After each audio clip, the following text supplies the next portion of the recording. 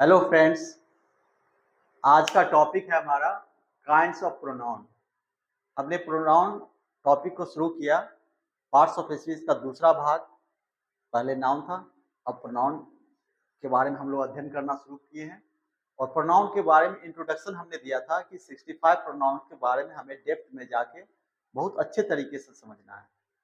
तो उस प्रोनाउन को कितने भागों में बांटा गया यह जानने की इच्छा होगी कि ये प्रोनाउन के कितने भेद हैं, जरा उसके बारे में बताया जाए। तो चूंकि मूल उद्देश्य हमारा है उस 65 प्रोनाउंस के बारे में जानना, जो हमारे वोकेबलरी का भी हिस्सा होगा, जो हमारे वर्ड पावर का हिस्सा होगा, उसके बारे में जानना है। काइंड्स ऑफ नाउन मैं इसलिए बता दे रहा हूँ कि आप यह भी जान जाएंगे धीरे धीरे कि कौन प्रोनाउन जो है किस प्रोनाउन का हिस्सा है, ये आप जान जाएंगे। इसके लिए मैं ये भी बता दे रहा हूँ, लेकिन जब इंडिपेंडेंटली एक एक प्रोनाउन के बारे में जब बताया जाएगा तो वह कौन सा प्रोनाउन है उसके बारे में डिटेल हमेशा बताया जाएगा, इसलिए उसकी चिंता आप बिल्कुल ना करें। क्योंकि ये जो 65 प्रोनाउंस हैं या प्लस माइनस हमने कुछ बोला था, कुछ और भी ज्यादा होंगे, क्योंकि बहुत सारे ग्रामेरियन जो है अपने अपने ग्रामर बुक्स में कुछ प्रोनाउंस का जिक्र करते हैं, कुछ का जिक्र नहीं करते हैं, छोड़ देते हैं। कुछ कंफ्यूजन की स्थिति रहती है, लेकिन फिर भी मैं सारे कंफ्यूजन को दूर करूंगा और एग्जैक्ट नंबर तक हम लोग लास्टली पहुंच जाएंगे कि ये प्रोनाउन सारे जो है वह प्रोनाउन के हिस्से हैं। तो हम एक एक करके सारे प्रोनाउंस के जो भेद हैं, काइंड्स हैं, उन सब के बारे में हम जानेंगे आज। और उसके एग्जाम्पल्स हम यहाँ लिखे हुए हैं, वो एग्जाम्पल्स को भी हम देखेंगे कि कौन कौन से उसके जो है हिस्सा है, कौन कौन वर्ड जो है किस प्रोनाउन का पार्ट है, उसको भी हम देखेंगे। तो प्रोनाउन को जो है इंग्लिश ग्रामर में 10 भागों में बांटा गया है। 10 इसके जो है 1 से लेके 10 तक भेद है, इसके 10 काइंड्स में बटा हुआ है। हम एक एक करके नाम जानते हैं। Personal pronoun, reflexive pronoun, emphatic pronoun, demonstrative pronoun, distributive pronoun, reciprocal pronoun, indefinite pronoun, interrogative pronoun, relative pronoun और एक्सक्लेमेटरी प्रोनाउन। अब हम एक एक करके सबका उदाहरण देखेंगे कि पर्सनल प्रोनाउन में कौन कौन आ रहा है। ये है I, me, mine, we, us, ours, you, yours, he, him, his, she, her, hers, it, they, them, theirs. ये सब जो है वह पर्सनल प्रोनाउन के हैं। रिफ्लेक्सिव प्रोनाउन में आपने जो टेबल देखा था उस टेबल में इसका जिक्र था, लेकिन ये अलग है। Reflexive pronoun myself, ourself, yourself, himself, herself, itself, themself. Emphatic pronoun में सेम है, ये जो भी है myself, your, ourself, yourself, ये भी जो रिफ्लेक्सिव प्रोनाउन है सेम वर्ड जो है इंफेटिक प्रोनाउन में, सिर्फ दोनों का यूज अलग अलग है, इसलिए दोनों अलग अलग भेद है। चौथा है डिमोन्स्ट्रेटिव प्रोनाउन।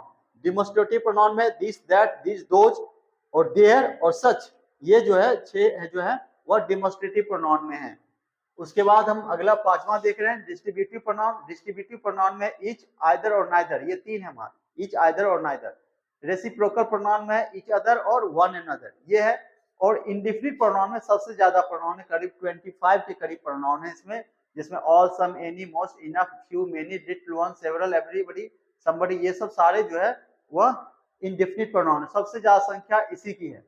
इंट्रोगेटिव प्रोनाउन ये है हु, हुम, हुज, व्हिच और व्हाट, ये 5 जो है इंट्रोगेटिव प्रोनाउन है। वैसे आपकी वर्ड या WH वर्ड जो है उसकी संख्या 9 है, और जो कुछ और भी उससे जोड़ कर बनते हैं, जैसे हु एवर, हुसो एवर, इस तरह के और भी ज्यादा होंगे, लेकिन प्योर जो है वह 9 है। लेकिन यहाँ इंट्रोगेटिव प्रोनाउन में केवल 5 है।